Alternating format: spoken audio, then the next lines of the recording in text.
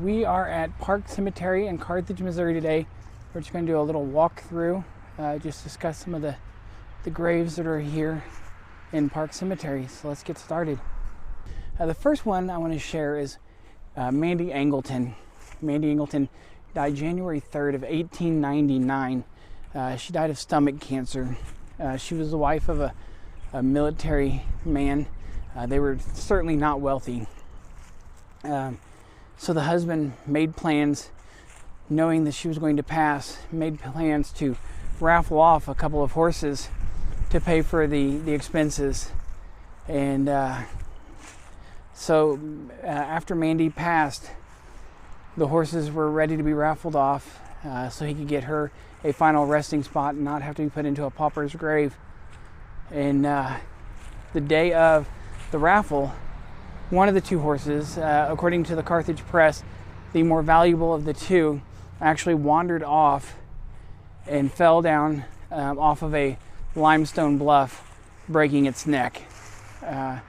Luckily, the community gathered together, some friends, and supported the charity supported Jesse, the husband. And right here, we are able to see the final resting spot of Mandy Angleton. She is right there. Mandy Angleton, gone but not forgotten. So Jesse, her husband, is buried actually up in the middle of the cemetery. You can kind of see it there in the middle of the screen, up on top of the hill. There's a large monument and then several military graves surrounding that monument. And so we'll walk up there now and see the final resting spot of Jesse Angleton. So we're up here at the top of the hill, and this is that monument that I was pointing out. It is to the veterans.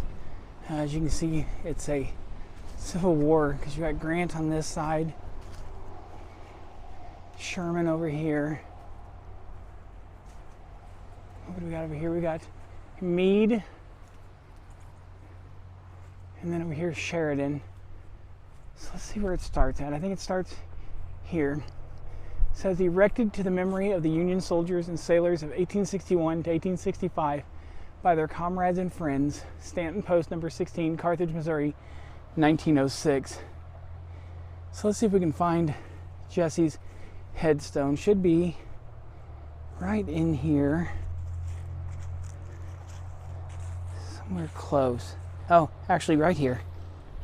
So here it is, the final resting spot of Jesse Angleton, Company B, 12th Kentucky Cavalry. So that's the final resting spot of Jesse Angleton, Company B, 12th Kentucky Cavalry. And then again, just kind of show you where we were at before. Let's see, right about middle of our screen, again, right about middle of our screen, down by the road is where Mandy is buried. Looking for the headstone of Glenna June Bellamy Anderson. And so, what I find sad about the headstone of Glenna is not how she passed. I'm not even sure how she passed, but I do know that she passed in June of 2008. But more of what she chose as an inscription on her headstone. So we are just about, yep, we're right here. So I'm going to flip the camera around, and I just want to talk about this, and I want to get your opinion. What do you think about this headstone? And I'll share a little bit about her thoughts on why she went with this. So here we are, Glenna June, but it says, let's get around the other side of the flower here. I was somebody. December 3rd, 1926 to June 19th, 2008. And what it says is that she chose this because she knew that years after she passed that she'd be forgotten, that people would forget who she was, and she said that this was a way that people would remember her. And I guess it worked. I mean, here we are 16 years later almost, and we're discussing it. So this next headstone we're headed to is just a horrible story. A young boy went out on the ice to try to get his dog. Ice broke through and the boy went in and passed. The story just compounds whenever you learn that his mother also passed going in to the ice and into the cold water to try to save her son. And they are buried right over here. So there's the headstone of the mom. The news story I saw said that they never did find the dog. The last I saw the dog was whenever they pulled the mom out of the water. The dog came and was licking the mom's face and then took off, and they never did find the dog. So rest in peace to Meryl and Donaldine Blancett. All right, our next stop is the headstone of Eli Bray. Eli was a jailer in Carthage who was shot and killed by his own service weapon during an escape attempt from the Carthage jail. Bray was working as a relief jailer that evening, so the normal jailer could have a day off. And an 18-year-old man and a 20-year-old woman came into the jail to see a prisoner, and the man attacked Bray from behind and secured his weapon.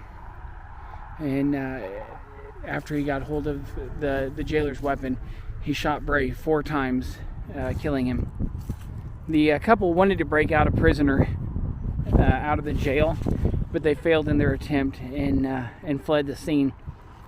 The suspects, unnamed in the reports I've seen, were arrested after fleeing to Chelsea, Oklahoma. The man was convicted of the murder and sentenced to death penalty April 25th, 1931, and his wife was convicted of second-degree murder and sentenced to 10 years in prison on May 21st, 1931. And we are right here is the headstone of Eli Bray, born 1881, died 1930. All right, so our last stop is again, it's another sad one. 1902, within just a couple weeks, a family lost 3 of their children due to measles and the flu. And first was Edna Clubb. She was born in 1894, July 2nd, 1894, and died just before her birthday, June 30th, 1902. She was just 7 years, 11 months, so almost 8 years old. And then just within days, on July 3rd, they lost their son, Charlie. Charlie was just 2 years old. And then just 10 days after Charlie, they lost their daughter, Agnes. Born in 1898, died in 1902. Just not even 4 years old. Just a horrible story of just how sickness affected and how serious a sickness that can be treated today was back then. Alright, so that is it from Park Cemetery. Thanks for watching.